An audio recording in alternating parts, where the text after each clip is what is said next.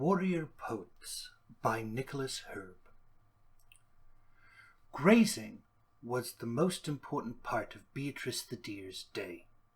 She intentionally put aside far more hours than a deer should, but, to be fair, what else does a deer have to do with herself?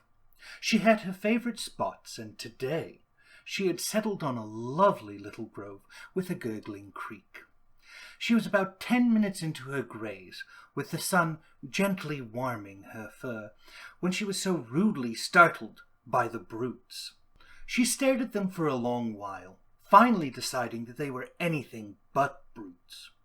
She had seen brutes, run from them, hidden from them. These two were definitely not brutes, not in size, nor in dress, nor in demeanor. She laughed at them, and then cursed, for her grazing had been interrupted, and she so hated to find her groove again. Her day was off to a rousing start, she thought, trying to find the right tuft to dine upon.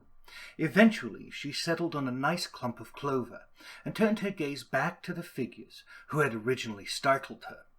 Curiosity would eventually win the day, and she knew it.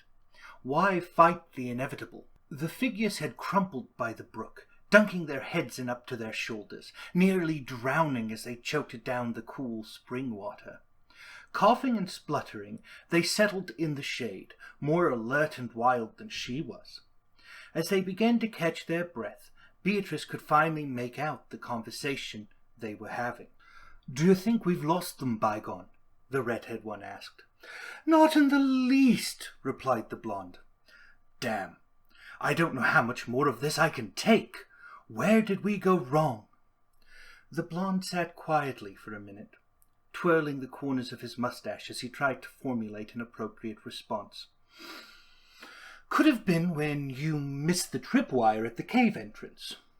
Or maybe the tripwire at the entrance of the Great Hall.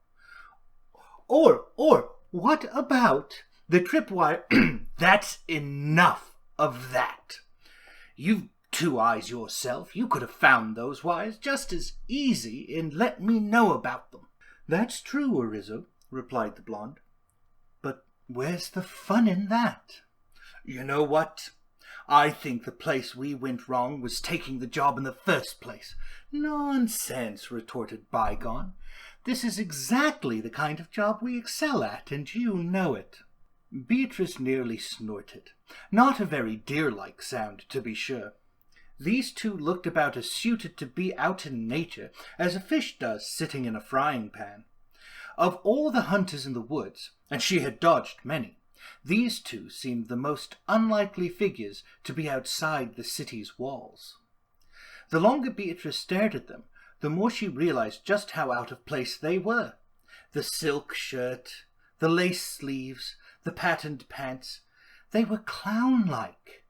The only thing she found missing from the clowns were the bells upon the shoes. Oh, and the boots. What could she say about them? The polish was all but gone, hidden beneath mud and scuffs.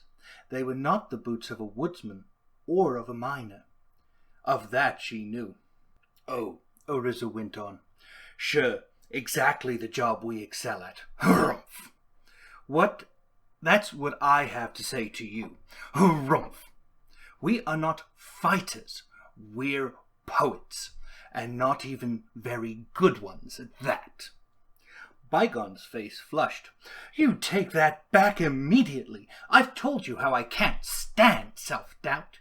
It's a killer to any sort of creativity in our profession, and you bloody well know that. Besides, we're not just poets." He paused for effect, staring expectantly at Orizo, only to be disappointed that he wasn't hanging on every word with rapt attention, and was instead trying to fish a rock from his boot. A swift kick from Bygon sent him tumbling and returned his attention to its rightful place. "What was that for?" "For not listening," laughed Bygon. "Now, to finish my thought, we are not just poets. No, we are greater than that. We, dear Orizo, are warrior poets. We are the men of legend. those bards who slay dragons and woo maidens. We are the envy of all." "Well then," Orizo rolled his eyes as he spoke, "O great envy of all, Mr. Warrior Poet, answer me one question, if you please." "Certainly. How do you explain our capture by the goblins of Gravemire? They aren't exactly on the same caliber as a dragon, now, are they? Even heroes falter from time to time, you know. Bygon was quick-witted, that much was sure." "Of course they do, but their ratio for triumphs and falters usually have more triumphs than falters. So what have we triumphed at, O mighty one?" Well, there was that time... No. Not that time. What about when,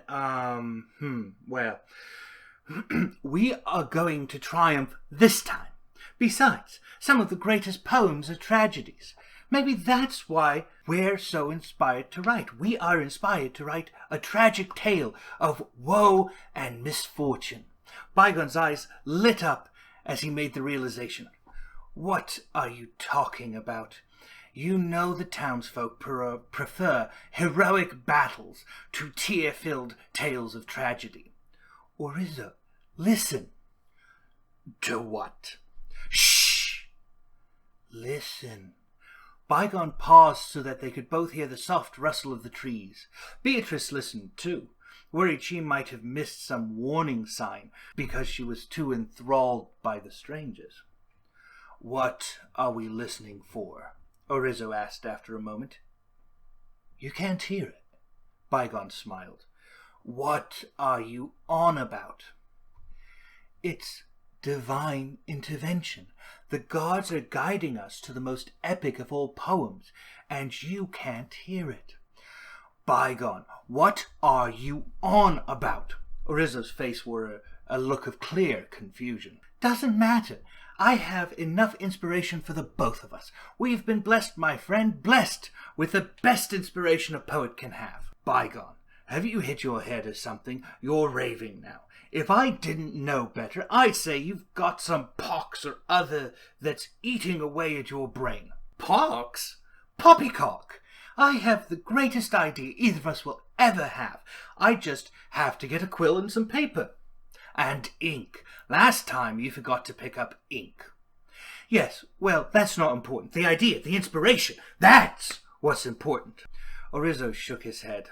"And," Bygon continued, "even if we don't write it down, we can memorize it. We perform it. We're not just warrior poets, we're actors." Beatrice did snort this time, spitting out the clover. This was the greatest comedic performance she had ever seen, even greater than when the ducks argued over when to fly south for the winter. "We're anything but actors. We're the worst actors than we are heroes. We're going to be begging for scraps again come this time next week if we don't get serious." Orizo was in disbelief of his friend's euphoria. "Not at all, friend. Not at all. Just trust me. Have I ever led us astray before?" "Do you want an honest answer?" "The answer is no." "Well, I didn't know we could just lie to ourselves like that." Orizo shook his head. "It's not lying. Every path we've taken has brought us to this point, right?" "What exactly do you think this point is?" Orizo stood up and stretched. "This," Bygon replied, smacking Orizo on the back so hard he nearly knocked him into the brook, "is the beginning of our fame, my friend. Orizo and Bygon, Bygon and Orizo, the tragic heroes of a forgotten age." "But we live in the current age. You don't." No. Hear me out. We base our escapades in the past, and we have a curse placed upon us, and we can't just succeed, no matter how pure of heart we are." Bygon raised his eyebrows, looking expectantly at Orizo. "I like that pure of heart bit." "Right, it's great. It'll surely woo a pretty maiden or two. Anyway, we can write the epic curse that's been placed upon our two heroes, and how they struggle to do right but can't seem to. We can make a whole ballad about a quest for a spell that can break the hex. It's perfect. Nary an eye will be dry by the end. You know, the more you talk, the more I think you might be onto something." Beatrice stared in disbelief. These two fools were actually making good points to each other.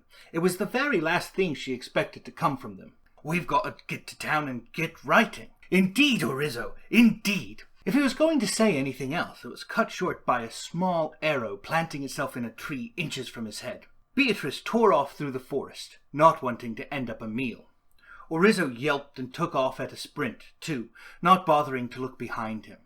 Had he looked, he would have seen Bygon scrambling after him, head down so as not to be crowned with the next arrow. They were followed by the calls of the goblins who were giving chase. Beatrice had stopped about 100 yards off to listen to the cacophony. She'd give it a few minutes before returning to graze. She hoped all the good clovers weren't trod upon, seeing as grazing was the most important part of her day.